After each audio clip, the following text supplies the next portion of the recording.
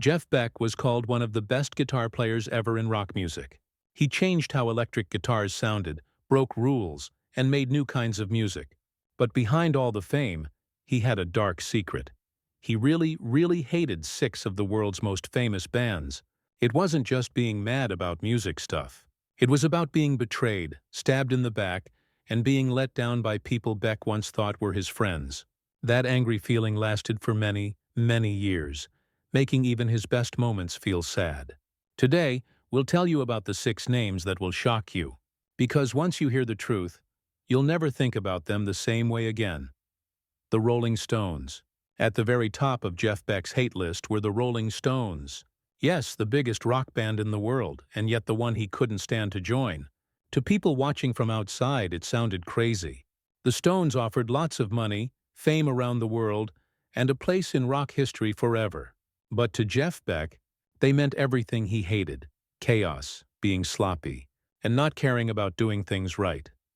The story goes back to the mid-1970s when the Rolling Stones were looking for a new guitar player. Mick Jagger and Keith Richards thought Beck was really good, and his name came up more than once as someone who might join. Most musicians would have done anything for that chance. Beck didn't see it as a dream. He saw it as a nightmare. He tried practicing with them, and it quickly became one of the worst times of his whole career. Beck later said exactly how he felt, and it wasn't nice. "I couldn't deal with how sloppy they were. I like everyone to pay attention and be disciplined. Get the darn thing done and then you can mess around." Those words weren't a polite excuse. They showed how much he looked down on them. He couldn't respect a band that loved to just make things up as they went and act all cool. To him, it was just being lazy but pretending to be smart. During those practice sessions, Beck felt like he was drowning in a mess. Band members showed up late. Songs went on forever with no clear point. Jagger would tell jokes. Richards would play random guitar parts, and the whole thing felt more like a party than serious work. Beck, who loved being exact and intense, was really mad. He wasn't angry because he couldn't play their songs. He was angry because he hated the way they played them. The choice to walk away cost him a lot, and Beck knew it.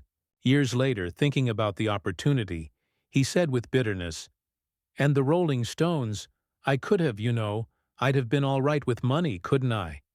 It would not have been bad." That sentence shows a man torn between being proud and feeling sorry. He hated how they worked, but he couldn't deny the money and fame he had turned down. What made the grudge even deeper was how weird it was. Beck and the Stones came from the same British blues explosion of the 1960s. They had played the same clubs, learned from the same music, and built their reputations at the same time. On paper, they should have been friends.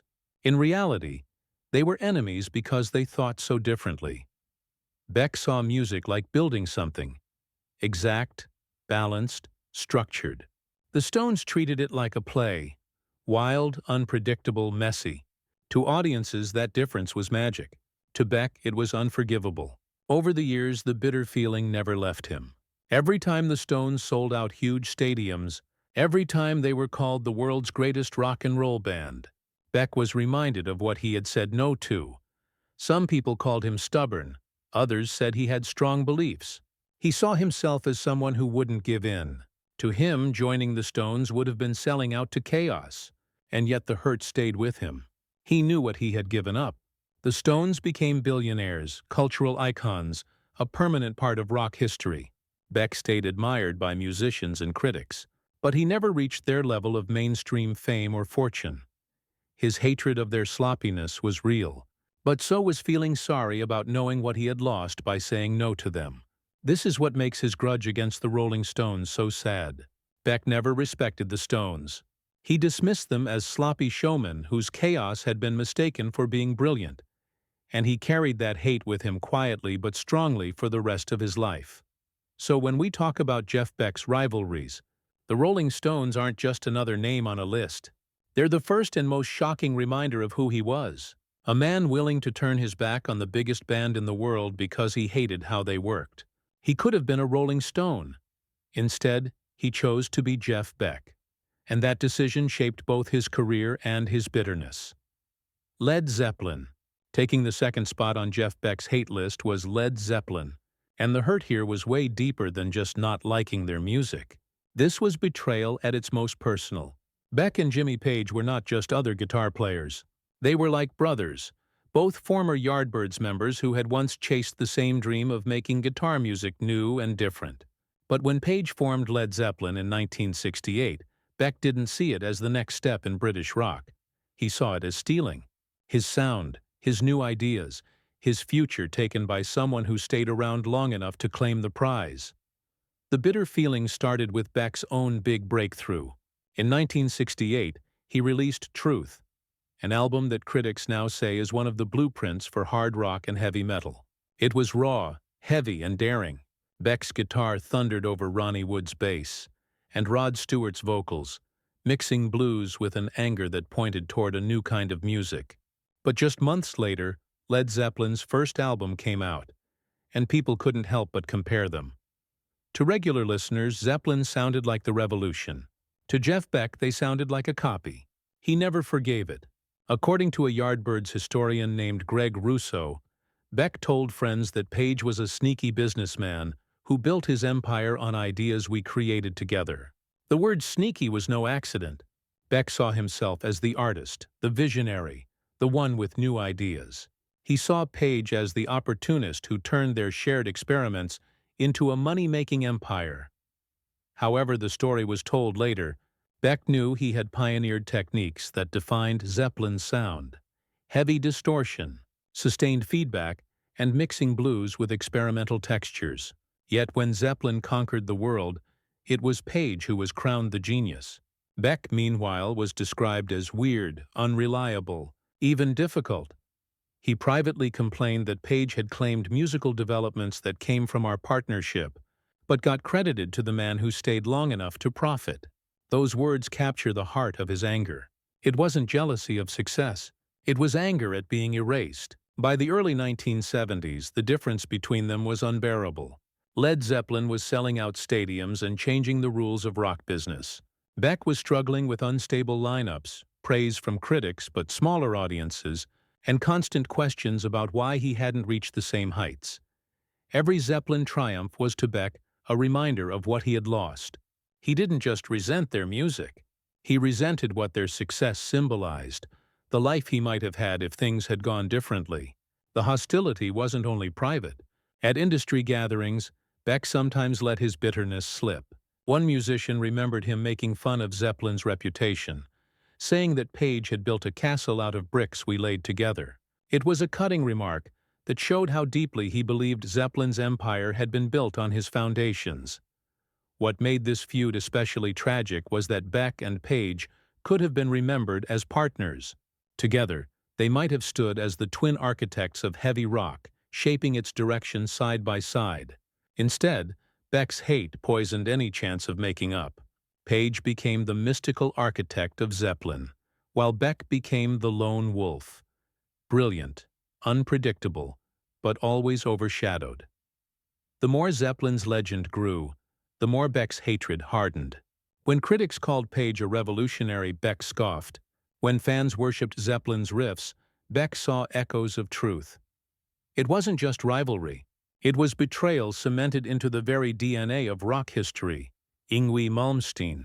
Third on Jeff Beck's list of grudges was aimed at Yngwie Malmsteen, the Swedish guitar player who brought fancy classical scales and lightning-fast fingerwork into heavy metal. To many fans in the 1980s, Malmsteen was amazing, a guitar hero who mixed classical technique with rock energy. But to Jeff Beck, he was like a cartoon character, a music school dropout who turned centuries of musical genius into what Beck once dismissed as guitar gymnastics. The fight was never about raw talent. Beck knew Malmsteen could play really well. What he hated was the emptiness he heard behind it. In Beck's world, every note had weight, meaning, and emotion. In Malmsteen's world, speed was the message. Beck saw this not as art, but as using great music for showing off. Classical composers like Vivaldi and Bach turned into background tracks for fast guitar solos. Beck himself said it clearly in 1986. Classical music deserves respect, not being used for showing off. That wasn't just a general statement. It was aimed directly at the neoclassical metal movement Malmsteen had made popular. Beck believed that borrowing the finger patterns of great composers didn't make you great. What mattered was capturing the feelings behind the notes. To him, Malmsteen was copying the surface and missing the soul. The hostility only got worse as Malmsteen's fame exploded. By the mid-1980s, he was on magazine covers, headlining big concerts, and called a revolutionary. Beck, meanwhile, was digging deeper into jazz fusion and electronic textures, trying to expand what the guitar could express. To watch the industry lift up Malmsteen for just being fast, something Beck considered the shallowest form of musicianship, was infuriating. According to guitar player-editor Tom Wheeler, Beck privately made fun of the fact that Malmsteen had turned Bach into background music for headbangers. It wasn't just not liking his style, it was personal. At European festivals where both men appeared, people remembered Beck openly criticizing Malmsteen's approach, going so far as to sneer, "Vivaldi wrote beautiful music to express human emotions, not to provide backing tracks for guitar showing-off sessions." That choice of words was harsh, but it captured Beck's anger. He didn't just dislike Malmsteen's style. He saw it as an insult to the very tradition it claimed to honor. The divide between them was about their philosophy. Beck valued curiosity, growth, and expression. He once said, "Some players think borrowing from great composers makes them great musicians, but real classical influence requires understanding the emotional architecture, not just copying the finger patterns at maximum speed." For him, music was about depth, not display. Malmsteen, by contrast, saw speed as both a weapon and a brand. Where Beck slowed down to savor tone, Malmsteen sped up until melody became a blur. This difference became one of the clearest examples of Beck's unforgiving standards. He had always hated performers who cared more about showmanship than substance, but with Malmsteen, it cut deeper because classical music was sacred ground to him. He loved its structure, its balance, its emotional sweep. To see it repurposed into a platform for rock stardom was intolerable. By the late 1980s, their feud was common knowledge in the guitar world. Fans wondered if Beck's hate was jealousy, but those who knew him best said otherwise. He didn't envy Malmsteen's fame. He hated what he stood for. To Jeff, Malmsteen symbolized everything wrong with a generation of guitarists, dazzling audiences with acrobatics while leaving emotion behind. And yet, there's tragedy in this grudge. Malmsteen's rise showed that audiences wanted spectacle. Beck's lifelong battle was proving that music was more than flash. Watching the younger guitarist win with techniques Beck considered hollow was like watching the art form itself slip away. It wasn't just professional rivalry. It was a cultural war, and Beck never forgave Malmsteen for being on the wrong side of it. Eric Clapton. Taking fourth place is Eric Clapton, and this one cuts the deepest. A former friend turned rival, Clapton became everything Jeff Beck hated about the blues. Interestingly, both men came from the same roots, played together in the Yardbirds, and even admired the same American blues masters. But what divided them wasn't friendship or personality. It was philosophy. To Jeff Beck, Clapton represented everything he hated about the blues. Respect without taking risks. Tradition without trying new things. The seeds of this hostility were planted during their time in the Yardbirds. Clapton left the group early, frustrated with its move away from pure blues. Beck replaced him and pushed the band into experimental territory, introducing fuzz pedals, distortion, and feedback, techniques that would change rock forever. Clapton saw this as disrespectful to the blues. Beck saw it as progress.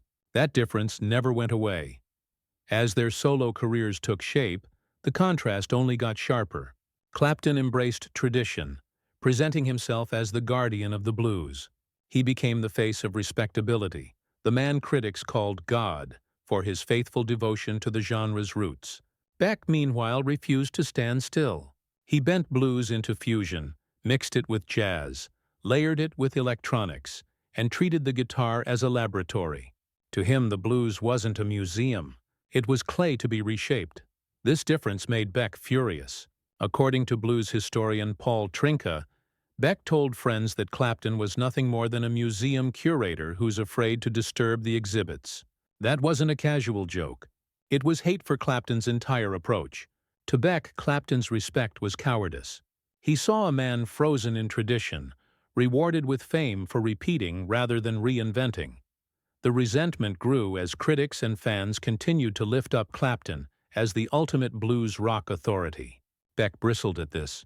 He once sneered that Clapton's success was blues fundamentalism, that mistakes repetition for being real, and treats musical tradition like religious rules that can't be questioned. Those words reveal the poison in his view. It wasn't just that Clapton was successful. It was that the world mistook his being conservative for truth. Their rivalry got deeper whenever magazines compared them. In greatest guitarist polls, their names were side by side with Clapton, often higher. For Beck, this was unbearable. He didn't just think Clapton was overrated. He thought Clapton was holding the blues hostage. At one recording session in London, Beck's frustration boiled over.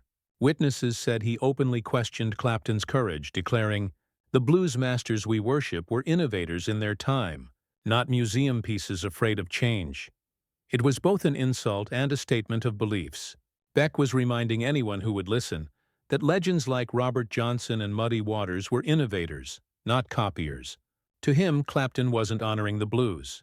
He was preserving it like a dead thing. What made the conflict tragic was how personal it became. Beck and Clapton had once been colleagues, even friends. Yet, as the years passed, they came to represent opposite poles of the same tradition. Clapton stood for purity, Beck for evolution. Neither would give in. And behind Beck's scorn was real hatred. Hatred for the idea that tradition could be mistaken for greatness.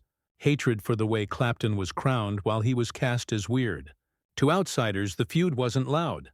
There were no tabloid blow-ups or on-stage fights. But among musicians it was well known. Beck's hate for Clapton's conservatism was sharp, unforgiving, and permanent. He couldn't respect a man who, in his eyes, played it safe while the world mistook safety for genius. For fans, this rivalry raised difficult questions. Was Clapton right to preserve the blues in its pure form? Or was Beck right to insist that true tribute meant breaking boundaries? Beck's hatred made his answer clear. He saw Clapton not as a protector of the blues, but as its jailer. And so Eric Clapton, one of the most celebrated guitarists of all time, became, in Jeff Beck's mind, a figure of betrayal. Not because he had stolen from him, but because he had failed the music they both loved. For Beck, that was the ultimate crime. Eddie Van Halen. Landing in the 5th spot is the most painful name on Jeff Beck's hate list. Eddie Van Halen, the California guitar master who changed rock guitar in the late 1970s with his two-handed tapping and explosive stage presence. To millions of fans, Eddie was a revolution. But to Jeff Beck, he was a circus act, a guitarist who mistook acrobatics for art. When Van Halen burst onto the scene with their first album in 1978, the guitar world changed overnight. Eddie's tapping solo, Eruption, left audiences stunned, and suddenly every young guitarist was trying to copy him. Magazines called him the future of rock, yet behind the scenes, Beck was shaking his head. According to Rolling Stone contributor Jas Obrecht, Beck told studio professionals that Eddie was a circus performer who confused athletic ability with artistic depth. In Beck's eyes, Eddie wasn't advancing the guitar. He was showing off. The hostility wasn't just about style. It was about purpose. Beck believed music should serve emotion, mood, and story. Eddie, with his high-speed tapping and whammy bar dives, seemed to Beck like someone turning the guitar into a gymnasium. Finger exercises disguised as breakthrough compositions, Beck reportedly called them. The crowds were cheering, yes, but in Beck's mind, they were cheering for tricks, not music. This struck at Beck's deepest beliefs. He had built his career on innovation, feedback, distortion, fusion with jazz, and electronica, but always with the goal of deepening expression. For him, guitar was a voice capable of sorrow, joy, rage, or mystery. When he listened to Eddie, he didn't hear a voice. He heard scales at lightning speed, dazzling but shallow. To him, it was musical fast food, instantly thrilling but quickly empty. In 1981, Beck went public with his frustration. Speaking to Guitar for the Practicing Musician, he warned against confusing speed with substance. Innovation means expanding what music can express, not just finding new ways to play fast. Some players think speed equals creativity, but lasting contributions require substance beyond physical ability, and parlor tricks that wow audiences without touching their hearts. Though he never named Eddie directly, the target was obvious, and everyone in the industry knew it. The feud grew harsher as Eddie's fame soared. By the early 1980s, Van Halen were selling millions of records, headlining big concerts, and becoming cultural icons. Eddie was called the greatest guitarist of his generation. Beck, meanwhile, was still experimenting in smaller circles, pursuing fusion projects and electronic sounds that confused mainstream audiences. To see Eddie celebrated as a revolutionary while he himself was branded difficult or weird was a humiliation he never forgave. The tension wasn't just professional, it was generational. Eddie represented youth, speed, and flash. Beck represented discipline, control, and depth. Where Eddie played to the crowd, Beck played for the music, and he hated what Eddie symbolized, that in the eyes of millions, spectacle had won. There were moments when the bitterness nearly boiled over. At a Los Angeles studio encounter, Beck reportedly dismissed Eddie's playing outright, scoffing that it was flashy gimmickry that tricked the audience into mistaking novelty for art. To other guitarists in the room, it was a chilling comment. One legend cutting down another with hate, not admiration. And yet buried in this hostility was tragedy. Eddie Van Halen was loved not just for his skill, but for the joy he brought to audiences. Beck couldn't hear that joy. All he heard was a betrayal of the instrument's dignity. In his heart, Eddie wasn't a rival. He was a symptom of a world that rewarded flash instead of feeling, acrobatics instead of honesty. This grudge reveals more about Jeff Beck than it does about Eddie Van Halen. It shows the depth of his uncompromising vision, the standards so high they left him isolated. He wasn't willing to bend, not even for the most beloved guitarist of the 1980s. Eddie's triumph for Beck wasn't music's victory. It was music's decline. Rod Stewart, holding the final, most devastating spot on Jeff Beck's hate list, was not a rival guitarist, but a singer, Rod Stewart. Unlike the others, this was not about musical philosophy or stolen innovations. This was betrayal at its most personal. Stewart had been Beck's frontman, his ticket to wider success. When he left, it wasn't just the end of a partnership. For Jeff Beck, it was the deepest wound of his career. Their story began with promise. In 1967, Beck formed the Jeff Beck Group and recruited Stewart as vocalist alongside Ronnie Wood on bass. Together, they created a new kind of blues rock, raw, heavy, and innovative. Albums like Truth and Beck Ola are now considered milestones, laying the groundwork for hard rock and heavy metal. Beck was finally ready to break through to mainstream stardom, and Stewart's raspy voice was at the heart of it. But while Beck was putting everything into the group, Stewart was looking elsewhere. By the early 1970s, Stewart was building a solo career. His attention drifted, his loyalty divided. What Beck saw as commitment to a band, Stewart saw as a stepping stone. The tension grew until it finally snapped. Ronnie Wood remembered the moment clearly. He disappeared in the middle of the night. Next morning he was gone and we got a phone call. Jeff's gone home to Beck. It felt like betrayal in its purest form. No fight, no explanation, just abandonment. He reportedly told band members in anger that Stewart had used our group as a stepping stone while secretly planning his escape. For Beck, this confirmed his darkest suspicion. Vocalists could never be trusted to put the music before themselves. The timing made the wound deeper. The Jeff Beck Group was just gaining momentum, ready for a commercial breakthrough. Losing Stewart at that moment was like having the rug pulled out from under him. Beck had spent years crafting a new sound only to watch his frontman walk away with the glory. What crushed Beck wasn't just Stewart's departure, one associate remembered. It was the timing that left him without his most commercially viable frontman, just as the band was breaking through. And Stewart didn't just leave. He flourished. Within months, his solo career exploded. Songs like Maggie May made him an international superstar. To Beck, it was salt in the wound. Proof that Stewart's success had been grown in his band, only to be harvested elsewhere. He called it a calculated abandonment, A betrayal that sacrificed partnership for personal glory. The bitterness never left him. Unlike the Stones, Zeppelin, or Van Halen, whose conflicts were more abstract, this one was raw and human. Stewart hadn't stolen ideas or twisted traditions.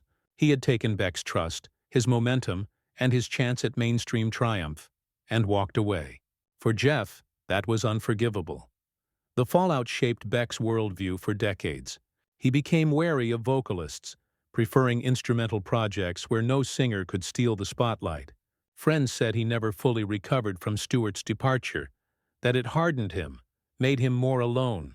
In private, he often returned to the subject, not with nostalgia, but with lingering anger. And yet, fans could see the irony. Together, Beck and Stewart had created something groundbreaking. But instead of becoming a legendary duo, they split into parallel worlds. Stewart into fame and fortune, Beck into restless innovation. To outsiders, it looked like a split. To Beck, it felt like betrayal. This final grudge says more about Jeff Beck than any of the others. He hated sloppiness. He hated theft. He hated gimmicks. But what cut deepest was betrayal from someone he trusted. Rod Stewart's departure was the betrayal that broke him. Those are the 6 names that made Jeff Beck see red with anger every time they came up. So what do you think? Was Beck right to hold on to those grudges? Or was he too harsh on his fellow musicians? Share your thoughts in the comments and don't forget to like and subscribe, so you won't miss more shocking stories from the world of